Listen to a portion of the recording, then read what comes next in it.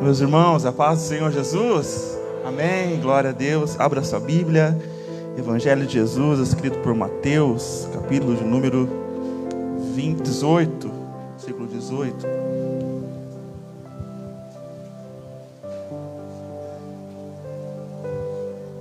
Mateus, capítulo 18. Quero tributar ao Senhor a gratidão por estarmos aqui com os irmãos mais uma vez, né? Como o pastor falou, estamos um pouco distantes, né? Deus nos abençoou aí com uma porta, estamos ali residindo, né? Metade está residindo em Canoas, Rio Grande do Sul, e a outra metade ficou aqui, né? Que é o Mozões, né? A Késia. Então, a gente decidiu por 2 anos estudando, orando ao Senhor, né? Que se a proposta voltaria, né, a ter, a gente tomaria essa decisão devido ao concurso, né, da Késia, eu iria trabalhar um pouco longe, né? Então a cada 30 dias nós estaremos cultuando com os irmãos aqui em casa, amém? Estamos cultuando lá em Canoas. Naquele dia que eu cheguei lá, eu já fui atrás de uma igreja, do nosso ministério, conhecemos o pastor presidente, a galera toda lá dos jovens, e tem sido uma benção, mas nada como a nossa casa, né? Nada como os irmãos, amém? Vamos ler, Mateus 18, versículo 1, diz assim: naquela mesma hora, chegaram os discípulos aos pés de Jesus, dizendo: quem é o maior no reino dos céus? E Jesus, chamando um menino, uma criança, o pôs no meio deles e disse: em verdade vos digo que, se não vos converterdes e não vos fizerdes como meninos ou crianças, de modo algum entrareis no reino dos céus. Portanto, aquele que se tornar humilde como esta criança, esse é o maior no reino dos céus. Amém? Glória a Deus. Se assente, por favor, fique à vontade. Quero ser bem sucinto nessa noite. Obrigado, pastor. Nós já sabíamos desde semana passada que queríamos pregar, né? Minha mãe mandou o recado, falou: o pastor, depois do culto, falou assim: fala para o Felipe preparar lá, que ele vai pregar domingo que vem. Depois o Eliel me avisou também, né? E foi uma benção. Queridos, desde que fui convidado, né, desde que foi ordenado que nós trouxéssemos a palavra, não tinha como eu não falar sobre criança, né? Porque dia 12 é o dia delas, o dia das crianças. E eu sou muito criança, muito infantil, podemos assim dizer, em muitas coisas. E amo ser assim, irmãos. Tem uma coisa que eu amo é ser assim. Levar as coisas mais na brincadeira, não levar as coisas tanto a sério assim. A gente acaba se machucando quando leva as coisas muito a sério. E eu sempre gostei desse meu jeito. Mas eu vejo que às vezes isso nos atrapalha. Mas na maioria das vezes, esse estilo mais infantil, meio crianção, ele tem nos aberto certas portas. Então, desde quando foi feito então, esse convite pela minha mãe, depois pelo Eliel, o Senhor falou ao meu coração sobre este tema, o exemplo humilde das crianças. O pastor acabou de comentar sobre as crianças. E eu quero discorrer aqui rapidamente esse texto muito conhecido sobre as crianças. Um primeiro importante aqui no versículo 1, nós lemos que os discípulos estavam aos pés de Jesus, e sendo que um deles a certo momento pergunta: quem é o maior no reino dos céus? Quando nós falamos sobre essa pergunta, ela tem um quê para nós estudarmos um pouco mais. Jesus já tinha falado muito do reino, já tinha falado tudo que ele iria acontecer com ele, já tinha falado muito sobre a sua morte, sobre ele se entregar como ovelha. Jesus já tinha diversas vezes falado que o reino dele não seria na terra, que o reino dele viria, né, que estaria preparado. Mas os discípulos que andavam com Jesus, estavam ali com ele, nesse momento, não sei se por um lapso de memória, não entenderam que Jesus falava de um outro reino, não um reino político, não um reino terreno, mas um reino muito melhor e muito maior que qualquer reino que a terra poderia ter. Mas naquele momento, talvez Pedro, Tiago, João, discípulos que ali estiveram, tiveram várias experiências com Jesus. Você pode ver que Pedro, ele andou sobre se você for olhar sobre Pedro, lá no capítulo de número 17, versículo de número 1 ao 2, vai falar que Pedro, Tiago e João, eles viram a convite de Jesus uma transfiguração. Então eles tiveram uma experiência um pouco melhor com Jesus. Se você ir um pouquinho antes, ali no capítulo 16, você vai ver que Jesus dá a chave dos céus para Pedro. Ou seja, você vai ver no versículo 18 e 19, que ele diz assim: e eu te darei as chaves do reino dos céus, dizendo isso a Pedro, endereçando isso a Pedro. talvez por algum momento ali, um daqueles ali, ou talvez todos, começaram a conversar entre eles para ver realmente quem era o maior então. Será que é Pedro que ganhou a chave? Será que é Pedro, Tiago e João que viram transfiguração? Será que é Judas que carrega o dinheiro, é o cara mais importante? Será que é João, aquele cara amoroso que Jesus gosta ali dentro dele, que é uma pessoa mais amorosa? E eles começaram a discutir, quem sabe, no ambiente que eles estavam, ali em Cafarnaum, sobre quem deles seria então o maior no reino dos céus. Essa visão terrena, essa visão pequena dos discípulos, mesmo diante de tantas palavras e ensinamentos de Jesus, muitos deles talvez acreditavam, mesmo diante de tudo que Jesus falava, que talvez o reino de Jesus era sobre a terra, seria colocado sobre aqueles reinos que ali existiam, que viriam um novo rei, que viriam os príncipes, princesas, e que talvez eles, como os discípulos, seriam beneficiados por isso, por estarem andando com esse novo rei. Então eles começaram a brigar por uma posição terrena, por uma posição de destaque. Quando vier esse reino, quem vai ser o maior? E eles começaram a discutir então entre eles, sobre esse reino, quem sobre se sairia. Acreditavam que aquele homem poderia dar fim a uma perseguição, a um jugo romano, ou tantas coisas mais que você podia entender. Parece que isso é um pouco atual para nós no tempo atual. Nós vemos, nós falamos, nós pregamos, mas mesmo assim nós estamos diante de Cristo, preocupado com as coisas terrenas. A nossa vida, por mais que nós viemos todas as semanas, todos os domingos, culto de ceia, falamos de um reino que está por vir, falamos de dores que nós não sentiremos mais, mas nós continuamos vindo aqui na terra saber qual é a minha posição, em que lugar que eu vou ocupar. Nós começamos a levar o cristianismo como algo terreno. Queremos igualar o reino dos céus com um reino terreno. Queremos igualar até Jesus a um presidente. E comecemos a colocar a pé de igualdade o sentimento que nós temos aqui, querendo que Deus nos ampare aqui, arranque toda a tristeza, todas as angústias, para que nós venhamos a estar lá no céu, quando se é que Ele virá. Para alguns ainda não acreditam nisso, até lá a gente chegar perfeito. Eu quero dizer para você uma coisa, isso será impossível, é impossível acreditar nisso. Ninguém conseguirá a perfeição, ninguém conseguirá ser perfeito para entrar no céu, pelo contrário. Então tem pessoas que, além de se sentir assim, talvez nessa necessidade de ter uma posição, de ser maior, de ser melhor, ele incendeia outras pessoas. Essa pergunta do discípulo para Jesus, ela não era única, era uma discussão de vários. Então tem pessoas que não é suficiente em viver a sua vida, as suas dúvidas, ela começa a plantar dúvidas dentro de outras pessoas. E enquanto aqueles discípulos brigavam para ser o maior no reino dos céus, Jesus dá uma resposta amarga e muito necessária, que você sabe muito bem. Ele vai dizer assim, viu, é o seguinte: se vocês quiserem entrar lá, vocês se convertam. Aleluia. Eles estavam brigando para ser o maior lá dentro. Jesus falou assim, olha, que é o seguinte, para vocês entrar lá, vocês têm que ser como essa criança.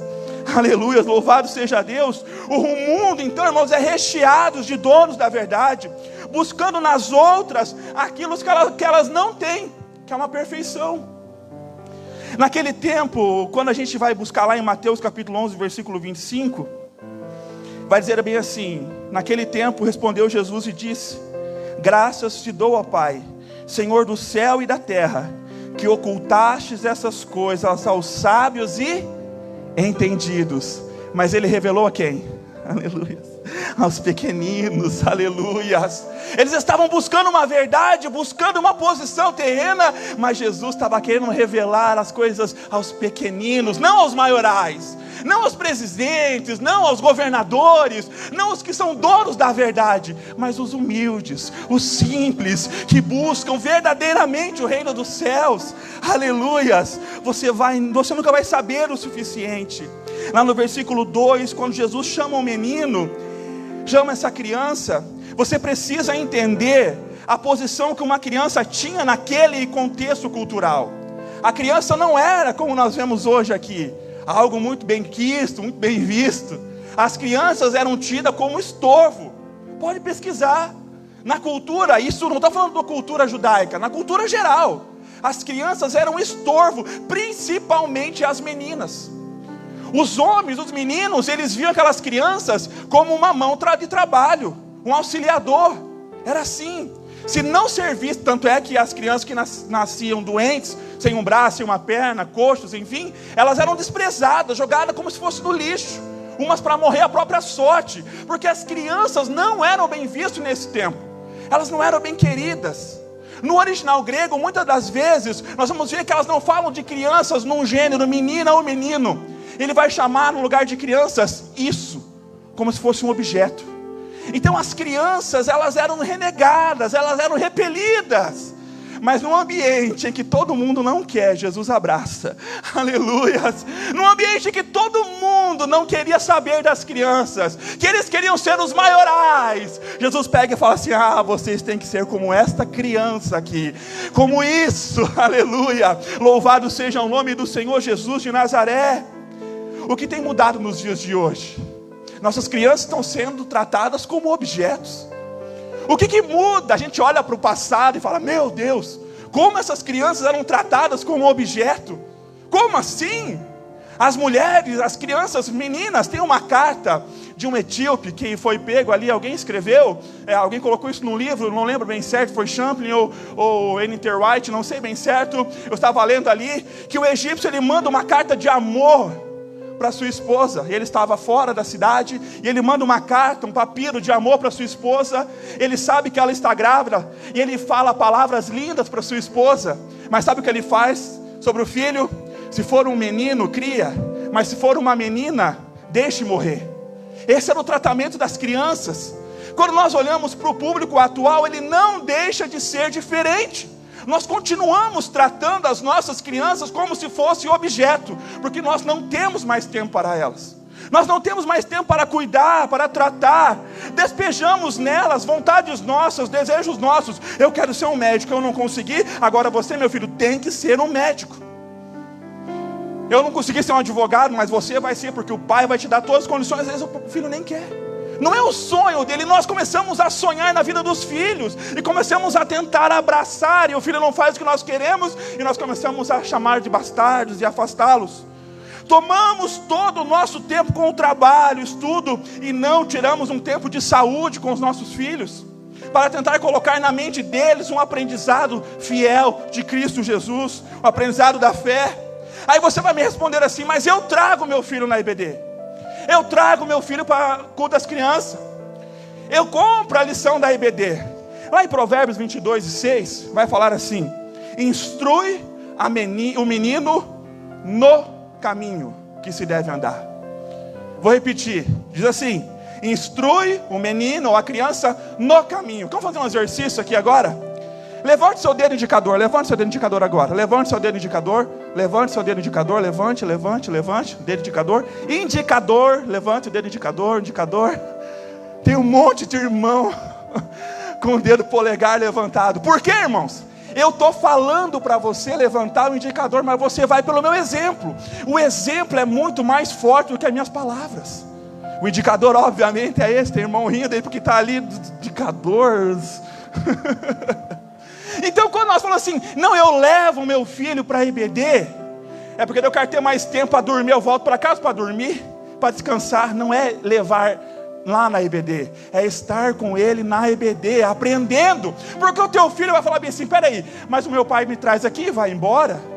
Deve ter algo ruim aí, porque se eu tenho que ficar. Ele: não, deve ser uma coisa ruim, ficar adulto não pode. Então quando ficar adulto eu vou embora também. Ele começa a ver os nossos exemplos. Você fala: não, mas eu obrigo meu filho a ler a Bíblia. E você lê? E você tem lido a Bíblia com ele? Não, mas meu filho, eu obrigo ele a orar. E você ora com ele? Ou seja, quando a Bíblia diz assim: instrua o menino no caminho, não é instrua o menino o caminho. Fala assim: o caminho está ali, meu filho, segue por ele. Não, é você pegar junto com ele no braço e falar: filho, esse é o caminho, eu vou te instruir nele. É no caminho, não o caminho. É exemplo, meu irmão. Quer valorizar o seu filho, meu irmão? Seja exemplo. Jesus manda então ele se converter.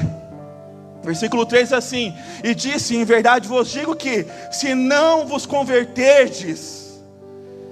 Na discussão para ver quem era o maior, eles receberam uma resposta um pouco quanto dura: vocês precisam se converter, galera. Vocês não estão entendendo, Pedroca, você não está entendendo muito bem. Você tem que se converter. Você acredita que na igreja tem um monte de gente que não é convertido? Você acredita nisso?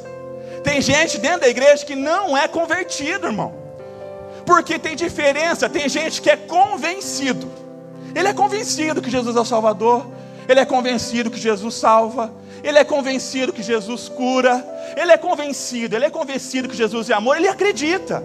Mas a conversão é um passo a mais do ser convencido.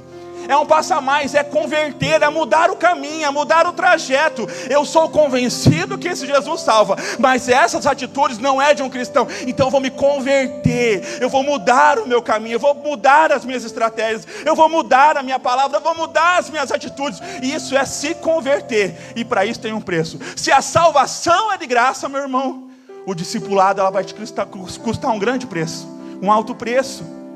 Os discípulos acreditavam, mas estavam convencidos que Jesus era o Salvador, mas não queriam abrir mão de uma posição política. Eles queriam, quem sabe, ser maiorais. Puro proselitismo político. Proselitismo vai puxar muito com relação ao convencido. É o pagão que abraçava a religião diferente da sua. Um proselitismo, não queria mudar de vida, queria continuar pensando no reino político, atual, terreno, e Jesus querendo que ele se convertesse para um reino espiritual, para algo novo que ele estava trazendo, e eles não entendiam isso. Aleluia. Acho engraçado que lá tem uma frase muito famosa: a presunção é a doença da alma humana mais difícil de ser curada. A falsa conversão é muito pior do que a total incapacidade. É muito mais difícil você tentar converter alguém que já conhece a Cristo. Ele é convencido, mas ele não quer mudar os hábitos. É muito mais difícil. Buscar lá convertidos novos é muito mais fácil do que você dentro da igreja mostrar para essa pessoa que há tanto tempo crê em Deus, que ela ainda não está convertida, que ela tem que mudar os seus hábitos. É difícil, irmãos. O convertido vai além do culto de domingo à noite, ele vive intensamente uma mudança de caráter. Ele auxilia a igreja. Ele encontra uma melhor posição em Deus. Ele não se conforma. Eu estou fazendo um negócio, mas eu quero fazer mais. Romanos 12:2 diz assim: não vos conformeis com este século, com este mundo, mas transformai-vos pela renovação da vossa mente, para que experimentais qual seja a boa, agradável e perfeita vontade de Deus. Aleluias. Outro ponto importante que ele continua no versículo 4 do capítulo 18: portanto, aquele que se tornar humilde como esse menino. Entenda que nessa posição, então, Jesus, ele continua sendo muito claro ao que pensa ao respeito da forma como aqueles marmanjões lá pensavam do reino. Ele estava preocupado. Não é o foco na posição de ser no maioral no reino dos céus, é de pelo menos estar lá. Isso que é importante, porque no reino dos céus o maior é Deus, irmão. A resposta estava clara, aleluia. Nenhum de nós, por mais bonito que fale, vai ser maior no reino dos céus, irmãos. Essa posição já tem dono, aleluia, aleluia, louvado seja Deus. O inferno, meu irmão, está recheado e vai continuar enchendo de pessoas autossuficientes, que tem as 7 chaves do sucesso, que tem a roda gigante para ganhar mais dinheiro, para ser feliz. O inferno está cheio de pessoas assim, que nós olhamos e nós vemos, nossa, que pessoas de sucesso, mas o céu vai estar cheio dos carentes, dos dependentes, como uma criança é de um pai. Aleluia, aleluia, louvado seja Deus. Quando nós olhamos para uma criança, meu irmão, o que nós vemos? O que você vê quando olha uma criança? Por que Jesus deu o exemplo dela? Quando a gente olha para uma criança, o que a gente vê, irmãos? Simplicidade. O que mais? Inocência. Gostei. O que mais? A banda. O que nós vemos numa criança? Humildade. Aleluia. O que mais? Mais? Dependência. Aleluias. O primeiro ponto que eu separei aqui foi submissão. Submissão é disposição para obedecer, aceitar uma situação de subordinação, docilidade, obediência, subalternidade. E ninguém mais quer ser submisso. Aleluia. Ninguém quer mais. Os filhos não querem mais obedecer aos pais, não querem mais. Os pais não querem obedecer aos seus superiores no trabalho. Os pais que reclamam da falta de obediência dos filhos não obedecem aos seus pastores. Aleluia. E é bíblico. Separei alguns versículos para você. Tiago 4:7 diz assim: portanto, submetam-se a Deus. Nós não queremos mais nos submeter a Deus. Nós não queremos mais ser submissos a esse Deus. Aleluias. 1 Pedro 5:5 diz assim: semelhantemente vós, jovens, sede sujeitos aos anciões. A juventude, muitos deles, eu convivo com eles, eu sei que eu posso falar disso com propriedade. Muitos deles acharam que conhecem a roda, que inventaram a roda, e desprezam os conselhos dos anciões.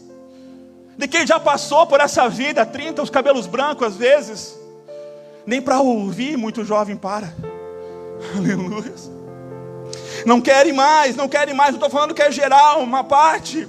Efésios 6:1 vai dizer assim: vós filhos, sede obediente a vossos pais no Senhor. Por quê? Porque isto é justo. Honra teu pai e tua mãe, que é o primeiro mandamento com promessa. Que promessa é essa? Os seus dias se prolongarão sobre a terra.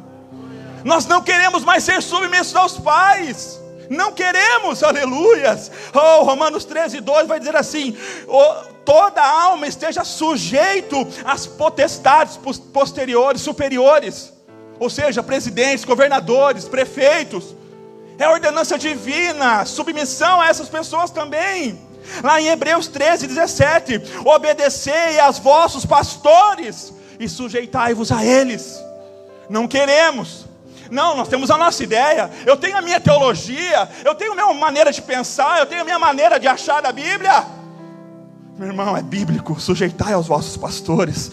Aleluias. Por quê, meu irmão? Porque velam pelas vossas almas, como aqueles que hão de dar conta delas. Você acha que é fácil ser pastor, né, irmão? Passa um dia com eles. Vai lá, irmão, passa um dia com eles. 3 horas da manhã o cidadão ligando, pedindo oração. Vai dormir, irmão, pelo amor de Deus. Descansar. Não, eu vou orar por você. Vai lá, irmão. Mas é glorioso, não é? Oh, aleluia, é glorioso quando vem um pedido assim, irmão. Que eu prefiro orar pelos outros do que precisar, irmãos. Eu sinceramente prefiro orar pelas pessoas. Aleluia, louvado seja Deus. Efésios 5:21, sobre submissão, eu vou encerrar. Efésios 5:21, sujeitando-vos uns aos outros, aleluia. Oh, aleluia, isso que é a igreja, querido, no temor do Senhor. A nossa vida é uma vida de sujeição, de doação, de obediência. Nós temos muitos donos, pai da verdade, mas somos pouquíssimos irmãos obedientes. Que nessa noite Deus possa nos pegar como criança e possamos ser submissos a este Deus que tem todo o poder. Aleluias. Segundo ponto, alegria com tudo que possui. Uma criança é alegre com tudo que tem, meu irmão. O que ela possui, ela fica alegre. Acho engraçado que um dia meu sobrinho ganhou muito novinho, ele ganhou um carrinho. Eu achei engraçado que gastaram uma nota no carrinho. Ele tirou o carrinho e brincou com a caixa. É isso, alegria com tão pouco. A simplicidade de uma criança, aleluia. Oh, aleluia, se você vai ver como uma criança não tem ambições maravilhosas. Existe um vídeo que eu passei esses tempos aqui no culto das irmãs, de um experimento com pais e filhos. Olha que interessante isso, olha como uma criança tem uma ambição simples, já. Esse vídeo ele falava bem assim, ele pegava as crianças e falava bem assim: com quem que você quer jantar? Escolha uma pessoa bem famosa ou não, mas com quem que você queria jantar essa noite? E começaram a perguntar para todas as crianças. Fizeram a mesma pergunta para os pais. E você, pai, com quem que você... E daí separaram eles, obviamente. E você, pai, pode escolher famoso ou não, com quem que você quer jantar uma noite? Ah, daí já apareceu de tudo, Pelé, Cristiano Ronaldo, Messi, os boleiros aí, apareceu Madonna, Lady Gaga, né? Enfim, não era um experimento cristão, quero crer que ninguém ouça isso, né? Nem sei o que é isso, irmão, ouvi falar só na TV, enfim, esse tudo aí, e o povo, cara, Lady Gaga, Madonna e tal, os pais colocando o nome de famoso. Aí daqui a pouco vem as crianças, e as crianças, você quer jantar com quem? Meus pais.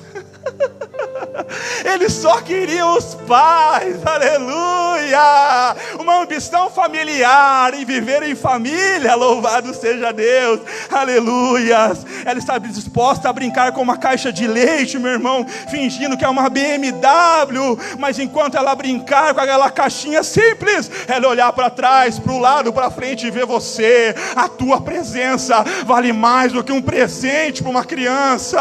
A presença de um pai para uma criança vale mais que um presente, meu irmão. É por isso que nessa noite, como criança, eu me coloco diante de Deus. É melhor do que qualquer presente, é a presença desse pai que me ama. Oh, Ramandarabassuri Biandarabacheias. Oh, aleluia, vive, irmão, vive isso. Tem uma frase que diz assim, ó: quando uma criança te passar uma ligação de um telefone de plástico, tu vai lá e atende. Você entra no mundo delas. O meu Deus faz isso comigo, irmãos. O meu Deus faz isso contigo. Ele entra no nosso mundo como criança. Ele nos ama. Oh, aleluia, aleluia. Por último, a dependência dos pais. Eu lembro que uma vez o Arthur estava chorando muito. Meu sobrinho estava chorando muito lá no segundo andar, na casa deles. Eu cheguei no motinho. Ele já tomado uma injeção. E quando eu cheguei ali, uma gritaria. Ele recém-nascido, aquelas primeiras injeções que dói bastante, né, irmão? E eu cheguei para minha mãe, não entendi aquela gritaria daquela criança. Eu falei: ué, mãe, o que está acontecendo? A mãe disse: o Arthur tomou aquela vacina, aquela picadinha lá, e dói muito. Eu falei: mas pelo amor de Deus. E eu sou chorão mesmo, comecei a chorar. Eu falei: pelo amor de Deus, faz alguma coisa. Faz esse menino parar de chorar. A dor dele doía em mim, irmão. Mas não tinha como fazer aquilo. Não tinha como tirar aquela dor dele, entendeu? Está entendendo? Aleluias. É uma dependência total dos pais. Aleluia. É entregar na mão de Deus. Falar: Deus, a hora que parar essa dor, ele vai parar de chorar. É deixar, é dependência. Tem coisas que não tem como eu fazer. É Deus que vai fazer. Está entendendo, irmão? É jogar na mão dele, é jogar na mão dele, é jogar na mão dele. Para de tomar as rédeas da situação. Põe na mão do Senhor essa noite. Seja uma criança dependente do teu pai. Aí você planeja, você põe ponto, você põe tudo, você põe num papel tudo que você quer fazer. Aí eu te falo: onde está Deus em tudo aquilo? Aonde está Deus nos teus sonhos, nos teus projetos? Cadê a tua dependência que você diz que tem de Deus? Aleluia. No que tange ao nosso Deus, irmão. Meu irmão, eu prefiro chorar na presença dele. Lá em Salmo 126, versículo 5, vai dizer assim: os que semeiam em lágrimas cegarão com alegria. Aleluia. Aquele que leva a preciosa semente andando e chorando voltará sem dúvida com alegria, trazendo consigo os seus molhos. Meu irmão, alguns podem nos ridicularizar por ser assim, às vezes um pouco mais chorosos, mas eu fico, meu irmão, com a Bíblia. João 16:20 vai dizer assim: na verdade vos digo que vós chorareis e vós lamentareis, e o mundo eles se alegrarão, e vós estareis tristes, mas a vossa tristeza se converterá em alegria. Aleluia. Toda essa tristeza, esse choro vai acabar para um reino que vos está preparado desde a fundação do mundo. Aleluia. Você chora para Deus, irmão. Você entrega na mão de Deus como um filho. Oh, aleluia. Que venhamos a ser maduros, mas não venhamos a perder o coração simples e humilde de uma criança. Aleluia. Entrega na mão do Senhor, irmãos. Fala para alguém que está do seu lado: entrega nas mãos do Senhor. Seja dependente dele. Aleluias. Fica de pé comigo nessa noite. Aleluias. Quando nós cantávamos aqui: quando tudo perante o Senhor e todo ele o quê? Tudo ele vai controlar, querido. Aleluia. Só então. Aleluia. Só então. Oh, aleluia. Quem quer ser como criança aqui essa noite, irmão? Será que você seria uma criança dependente desse Deus? Oh, Ramandai, oh, aleluia. Entrega essa noite, aleluia. A tua consciência, a tua ciência, o teu governo próprio, domínio próprio, entrega tudo na mão dele. Deixa ele conduzir teus passos, irmãos. Deixa ele sonhar contigo. Deixa ele cuidar da saúde dos seus filhos. Oh, aleluia. Só então has de ver. Só então has de ver. Aleluia. Ai, irmão. Quando tu... Aleluias. Aleluias. Querido Deus e amado Pai, eu te louvo, Deus, eu te agradeço por essa palavra. Senhor, que nós possamos ser como crianças na tua presença. Eu não quero ser suficiente em mim, Senhor, jamais. Eu quero dizer, eu consigo, sem ter consultado o Senhor antes para tudo. Oh Deus, a minha vida, a minha família, a minha casa, tudo está nas tuas mãos. O meu trabalho, Senhor, a forma como eu me relaciono com os demais irmãos, tudo nas tuas mãos, Senhor. Que eu não venha ser pedra de tropeço para ninguém, mas que eu seja, Senhor, um trampolim, um apoiador daqueles meus irmãos que buscam a tua face. Oh Deus, que haja maturidade nas nossas ações, mas que diante de ti nós sejamos crianças, Senhor. Crianças, Senhor. Oh, aleluia.